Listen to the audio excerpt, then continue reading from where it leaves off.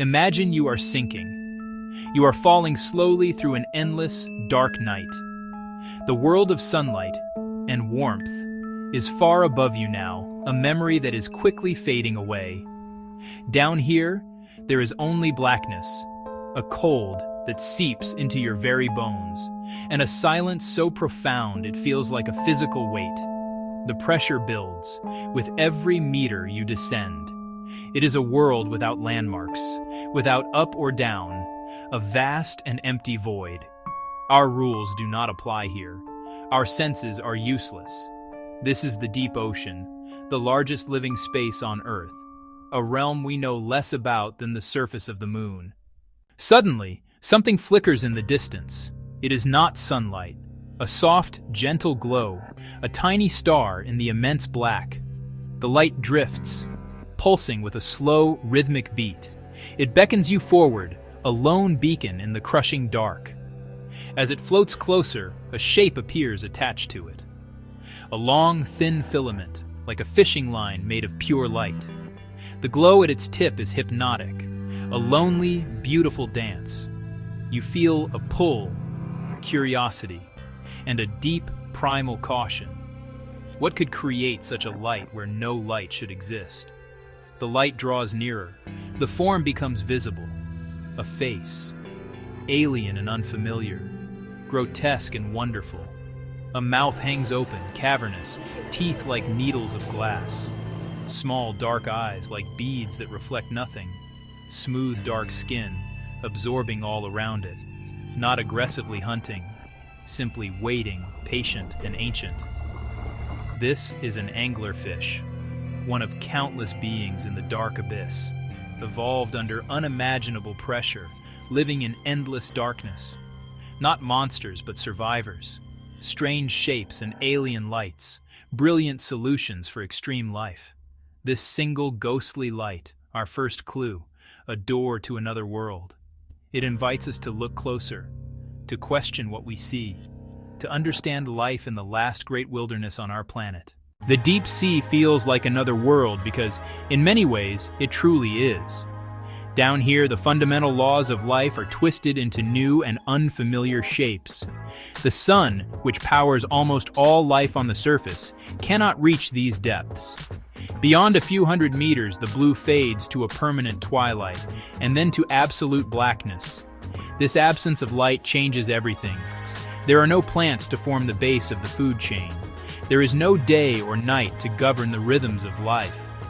There is only a constant, unchanging darkness, a background against which the drama of survival must play out in very different ways. The pressure is another immense challenge. For every 10 meters you descend, the weight of the water above increases by 1 atmosphere. In the deepest trenches, the pressure is over 1,000 times greater than at the surface. It is like having the weight of 50 jumbo jets pressing down on every square inch of your body. Creatures from our world would be crushed instantly. But life here has adapted. Animals in the deep have bodies that are mostly water, with no air spaces like lungs or swim bladders that would collapse. The pressure inside them is equal to the pressure outside, allowing them to exist in a state of perfect, delicate balance. Food is incredibly scarce.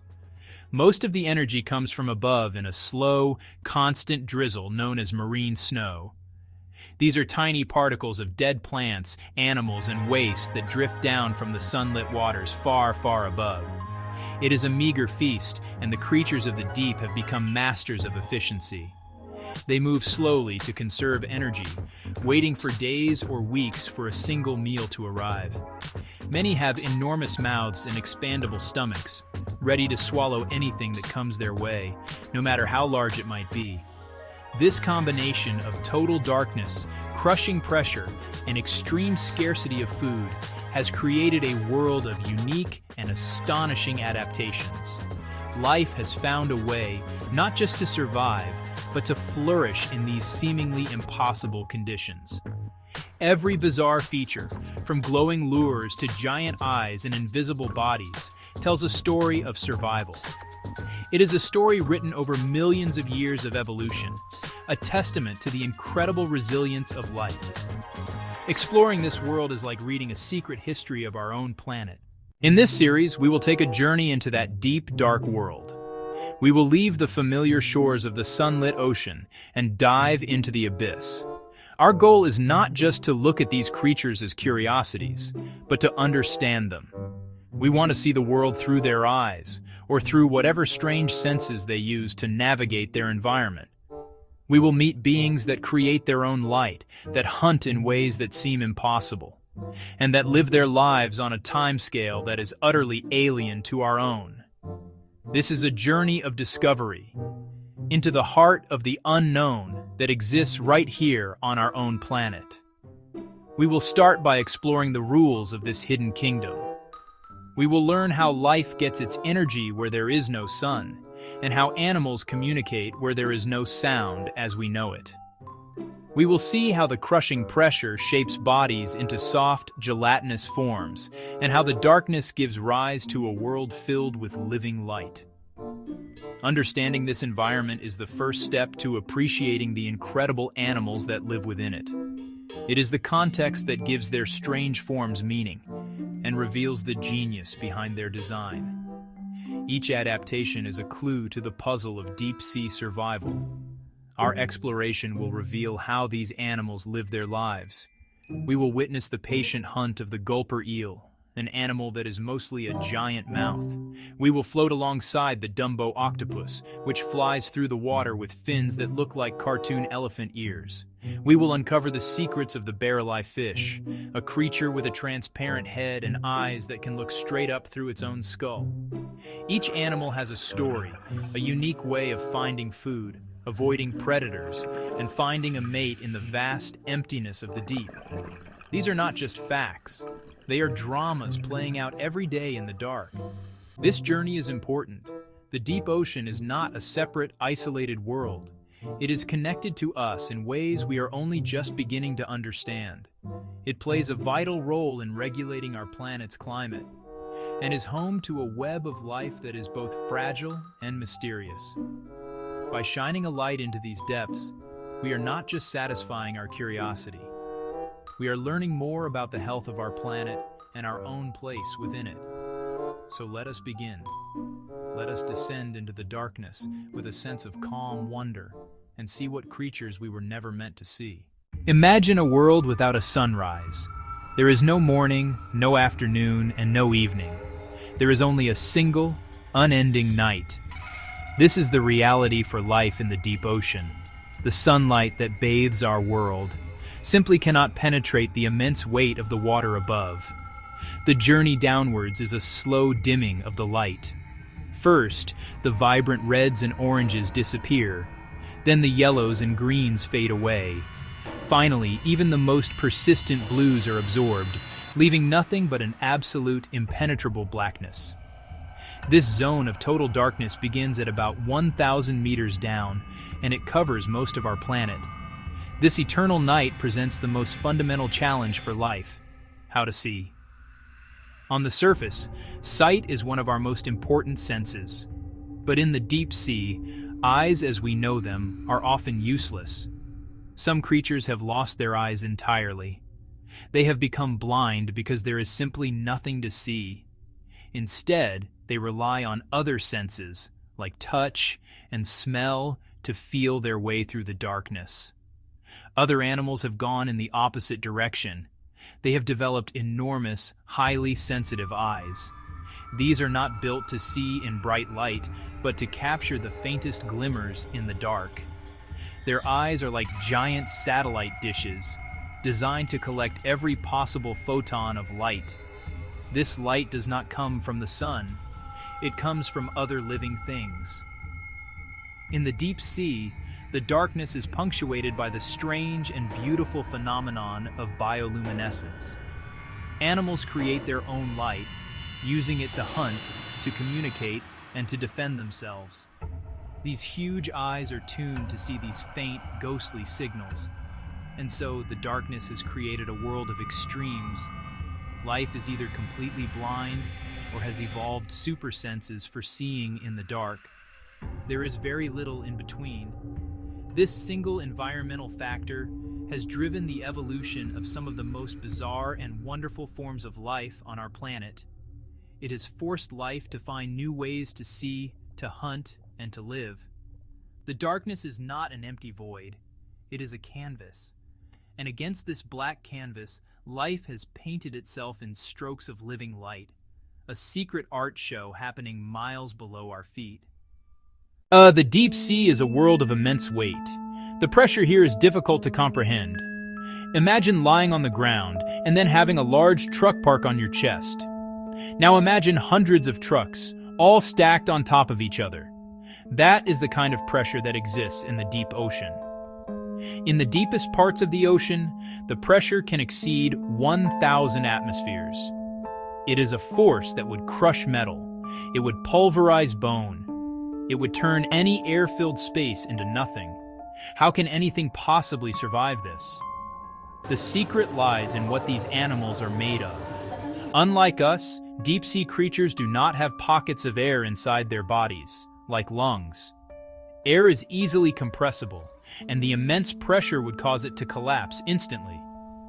Instead, their bodies are mostly made of water. Their tissues are soft and gelatinous.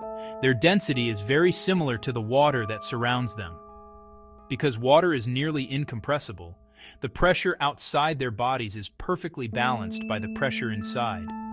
They do not feel the weight, because they are part of it. This adaptation has a profound effect on how they look and feel. Many deep-sea animals are soft, many are squishy, many seem to lack any solid structure. Jellyfish, squid, many types of fish. If you were to bring one of them up to the surface too quickly, the change in pressure would cause its body to fall apart. They are perfectly adapted to their high-pressure home, but they are incredibly fragile in ours. Their delicate forms are a direct consequence of living under a great weight. They have traded solid skeletons for bodies of water and jelly. This lack of rigid structure also helps them in other ways. In a world where food is scarce, building a heavy, dense skeleton requires a lot of energy. A soft, watery body is much cheaper to maintain. It allows these animals to grow to large sizes without needing a huge amount of food. The vampire squid, for example, is a masterpiece of low-energy design. The crushing pressure of the deep has not created monsters of brute force, but delicate survivors built for efficiency and balance. In the cold, dark waters of the deep sea, life moves at a different pace. The water temperature is often just a few degrees above freezing. This extreme cold slows down everything. Chemical reactions happen more slowly, and so does the process of life itself. The metabolisms of deep-sea creatures are incredibly slow compared to animals in warmer, sunlit waters. They burn energy at a much lower rate. This is not a choice, it is a necessity. In a world where the next meal might be weeks or even months away, conserving energy is the most important rule of survival. Every movement must be careful and deliberate. This slow metabolism means that deep-sea animals live their lives in slow motion. They grow very slowly, sometimes taking decades to reach maturity. They reproduce less frequently, and they can live for an astonishingly long time, with lifespans that can stretch for hundreds or even thousands of years. They exist on a timescale that is completely alien to our own fast-paced world. Their existence is a long, slow dance, a patient wait in the cold and the dark. They are living monuments to the art of taking it slow. You know, this slow pace of life is reflected in their hunting strategies. On the surface, we often see predators engaged in high-speed chases. But in the deep, such pursuits are rare. They would burn far too much precious energy. Instead, most predators are masters of the ambush. They find a good spot, and they wait. The anglerfish is a perfect example. It drifts motionless in the water, using its glowing lure to attract curious prey. It does not chase its food. It lets its food come to it. This strategy of patience and deception is far more efficient than a frantic pursuit. This patient existence has shaped their bodies and their minds. These creatures are not lazy. They are incredibly efficient. Their muscles are designed for slow, sustained movements, not for bursts of speed. Their brains are wired for a life of waiting, of sensing the faintest vibrations or chemical traces in the water that might signal a nearby meal. Life in the deep is not a race. It is a marathon, run over centuries in the freezing dark. The winners are not the swiftest, but the most patient and the most efficient. They have mastered the art of doing almost nothing. Where does the energy for life come from in a world without sunlight? With no plants to perform photosynthesis, the base of the food web must be found elsewhere. For most of the deep ocean, the answer lies far above, in the sunlit world. The upper layers of the ocean are teeming with life. Phytoplankton, zooplankton, fish, whales. When they die or when they produce waste, tiny particles begin a long, slow journey downwards. This constant, gentle shower of organic matter is known as marine snow. For the creatures of the deep, marine snow is everything. Rain, soil, daily bread. It is a blizzard of life-giving dust that falls continuously from a sky they will never see. The particles are tiny, bits of dead algae, fragments of animal skeletons, and clumps of bacteria. As they fall, they provide food for a whole host of animals. Some creatures are filter feeders, catching the falling snow in delicate nets or feathery arms. Others are scavengers, crawling along the seafloor and grazing on the accumulated layer of detritus like cattle on a dusty plain. However, this feast is a very meager one. Only a small fraction of the material produced at the surface actually makes it to the deep sea floor. Most of it is eaten by animals in the mid-water on its way down. The deeper you go, the less marine snow arrives. This scarcity of food has led to some remarkable adaptations. Many deep-sea animals have enormous mouths and expandable stomachs. This allows them to take advantage of any meal, no matter how large or infrequent. The gulper eel, for instance, is mostly just a giant mouth attached to a long, thin body. It can swallow prey much larger than itself. This reliance on falling snow also means that the deep sea is a world of opportunists. When a large animal from the surface, like a whale, dies and sinks to the bottom, it is a cause for celebration. This event, known as a whale fall, delivers a massive amount of food to one small area of the seafloor. It can sustain a whole community of creatures for decades. Hagfish, sleeper sharks, giant isopods. A whale fall creates a temporary oasis of abundance in the vast desert of the deep sea. A sudden explosion of life made possible by a gift from above. While most of the deep sea depends on the gentle rain of marine snow, there are some places that have found a completely different source of energy. These are some of the most extreme and alien environments on our planet. They are hydrothermal vents, places on the seafloor where superheated, mineral-rich water erupts from the Earth's crust. The water that shoots out of them can be incredibly hot, over 400 degrees Celsius, and it is full of toxic chemicals like hydrogen sulfide. To us, it would be a deadly, poisonous place. Yet, incredibly, these vents are teeming with life. They are home to dense communities of creatures that are found nowhere else on Earth. There are giant tube worms that can grow several meters long, with bright red plumes that filter chemicals from the water. There are strange crabs, shrimp, snails that crawl over the vent chimneys, seemingly unharmed by the intense heat and toxic soup. These ecosystems are not powered by sunlight or marine snow. They are powered by the energy from the Earth itself, in a process known as chemosynthesis. It is a completely different way of making a living. The foundation of this food web is not plants, but bacteria. These are special kinds of bacteria that can take the toxic chemical hydrogen sulfide, which smells like rotten eggs, and convert it into energy. They are the producers in this dark world. They perform chemosynthesis. Many of the larger animals at the vents have formed a unique partnership with these bacteria. The giant tube worms, for example, have no mouth and no digestive system. Instead, their bodies are packed with these bacteria, which produce all the food the worms need to survive. The discovery of these hydrothermal vent communities in 1977 completely changed our understanding of where life could exist. It showed us that life does not necessarily need the sun. This has profound implications for our search for life elsewhere in the universe. If life can thrive in such extreme conditions here on Earth, perhaps it could also exist in the dark oceans of moons like Europa and Enceladus. These deep-sea oases are not just biological curiosities. They are a window into what might be possible. In the vast, dark space of the mid-ocean, a strange shape hangs motionless. It looks less like a fish and more like a single, enormous mouth attached to a long black tail. This is the gulper eel, sometimes called the pelican eel. It is a creature defined by its most prominent feature, its jaw. Its mouth is loosely hinged and can open incredibly wide, like a net being cast into the dark. The lower jaw is particularly large and forms a huge, sagging pouch when open, much like that of a pelican. This pouch is not for storing food, but for creating the largest possible trap to catch a meal. The rest of the gulper eel's body seems almost like an afterthought. It is long, thin, ribbon-like, with a tiny, simple eye that can likely only detect faint glows.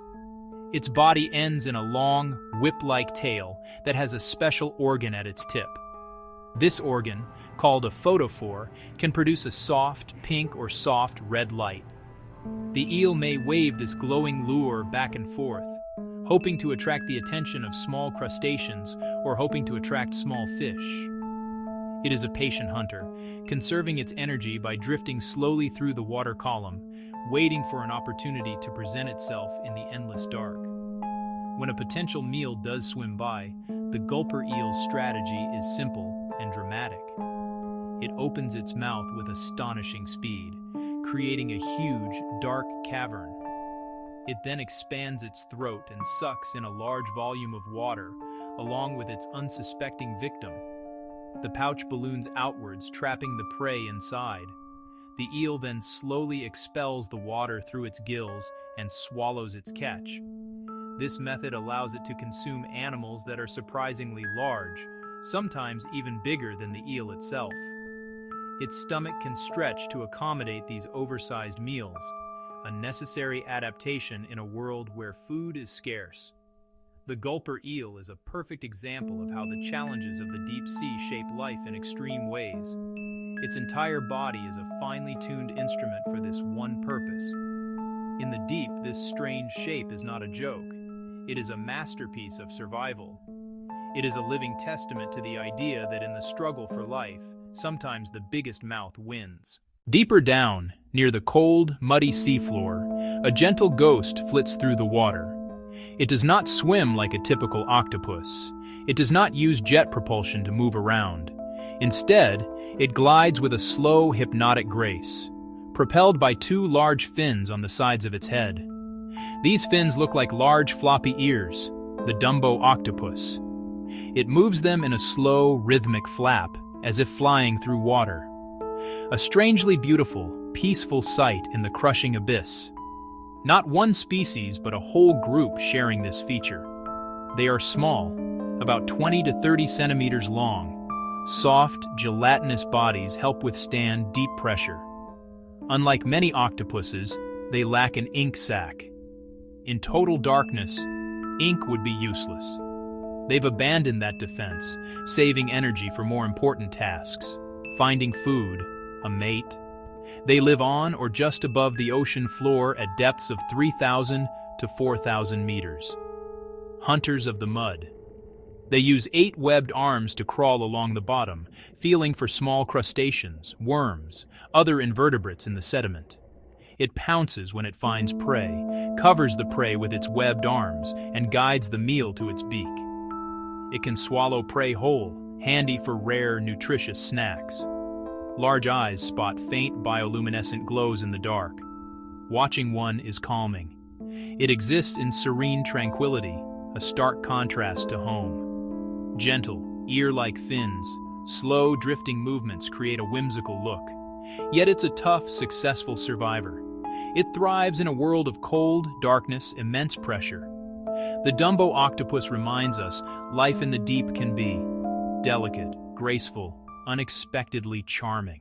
On the vast, empty plains of the deep-sea floor, a creature from another time scuttles through the mud. It looks like a giant woodlouse, an insect from a nightmare, grown to an impossible size. This is the giant isopod. While its land-dwelling relatives are tiny, fitting easily on your fingertip, these deep-sea giants can grow to be over 30 centimeters long. This phenomenon is known as deep-sea gigantism. The giant isopod is one of the most striking examples of this strange rule. These creatures are scavengers.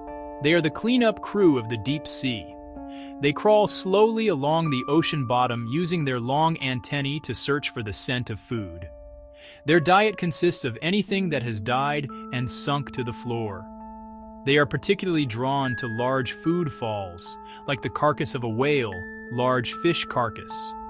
When they find such a feast, they will swarm over it, using their 4 sets of sharp jaws to tear away at the flesh.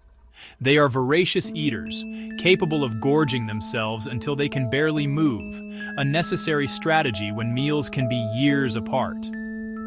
The giant isopod is built like a tank. Its body is covered in a hard, segmented exoskeleton. When threatened, it can roll itself up into a tight ball, just like its smaller land cousins, protecting its soft underside. They have large, compound eyes that are spaced far apart on their heads. These eyes have many facets and are extremely sensitive to light. They are probably used to detect the faint bioluminescence of other animals. These animals are living fossils. Their basic body plan has remained largely unchanged for hundreds of millions of years. To look at a giant isopod is to look back in time. They are masters of survival. They can survive for incredibly long periods without food, with some captive specimens known to have fasted for over 5 years. This ancient crawler is a symbol of endurance, a slow, armored survivor in the most desolate landscape on our planet. In the twilight zone of the deep ocean, where the last hints of sunlight fade into blackness, lives one of the most peculiar fish ever discovered. It is called the barreleye fish. At first glance, it might not seem so strange. It has a small mouth and large, flat fins that allow it to hover almost perfectly still in the water. But then you look at its head, and you see something that seems impossible. The top of its head is completely transparent. It is a smooth, clear, fluid-filled dome, like the cockpit of a futuristic jet. Through this transparent shield, you can see the inner workings of the fish's head, and most remarkably, you can see its eyes. The barreleye's eyes are not where you would expect them to be. The 2 dark spots on the front of its face that look like eyes are actually its organs of smell, similar to nostrils. Its real eyes are 2 large, green, barrel-shaped tubes located inside its head. These eyes are incredibly sensitive to light, and they are usually pointed straight up, looking through the transparent dome of the head. This allows the fish to spot the faint silhouettes of prey swimming far above it. The barreleye fish is a master of stealth. It hangs motionless in the water. It is waiting for small fish and jellyfish to drift overhead. Its upward-pointing eyes are perfectly positioned to spot these shadows. For a long time, scientists were puzzled about how the fish could eat with its eyes pointing upwards. In 2009, researchers captured clear video that solved the mystery. As the barreleye prepares to strike, it rotates its entire body into a vertical position. But its eyes do something amazing. They rotate forward within its head, so they are now pointing straight ahead. The fish can now see its food as it moves in to capture it.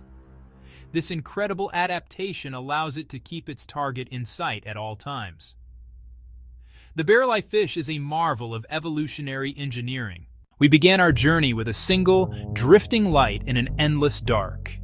It was a mysterious, hypnotic beacon that drew us closer, revealing a face of strange and wonderful design. It was the lure of an anglerfish, a creature from a world we were never meant to see. We have since traveled through that world. We have met ghosts with big ears, crawlers from an ancient time, and fish with transparent heads. We have learned the language of light and witnessed the ultimate sacrifice for the sake of new life. The darkness is no longer as empty as it once seemed. It is filled with stories. That first feeling of wonder is the heart of our connection to the deep sea. It is the same feeling that drives scientists to build robots that can withstand impossible pressures, and to spend months at sea staring at video screens, hoping for a glimpse of something new. It is pure curiosity, the fundamental human desire to know what lies beyond the edge of our own world. The deep ocean is the last great wilderness on our planet. Shining a light into its depths does not diminish its magic. It enhances it, replacing simple fear of the unknown with a profound sense of awe and understanding. The creatures of the deep are not monsters. They are survivors, each one a masterpiece of evolution, a unique answer to a set of impossible questions. The deep sea is not a world apart. It is the foundation of our own. It regulates our climate. It absorbs vast amounts of carbon dioxide. It drives the nutrient cycles that fuel the marine food webs we depend on. Our journey has shown us a world of incredible fragility. The ancient coral gardens can be destroyed in an instant. The slow-growing fish that live for centuries cannot easily recover. We are the first generation to truly witness the wonders of the deep sea. We are also the last generation that will have the chance to protect it in its pristine state. But there is reason for hope. That same spark of curiosity that drives us to explore the deep can also fuel our desire to protect it. Science and technology are giving us the tools not only to see this world, but to understand our impact on it. By fostering a sense of wonder and connection, we can build a global community that values the health of our entire ocean. The future of these strange and wonderful creatures, the ones we were never meant to see, is now in our hands. Our journey into the dark has ended, but, well, our responsibility is just beginning.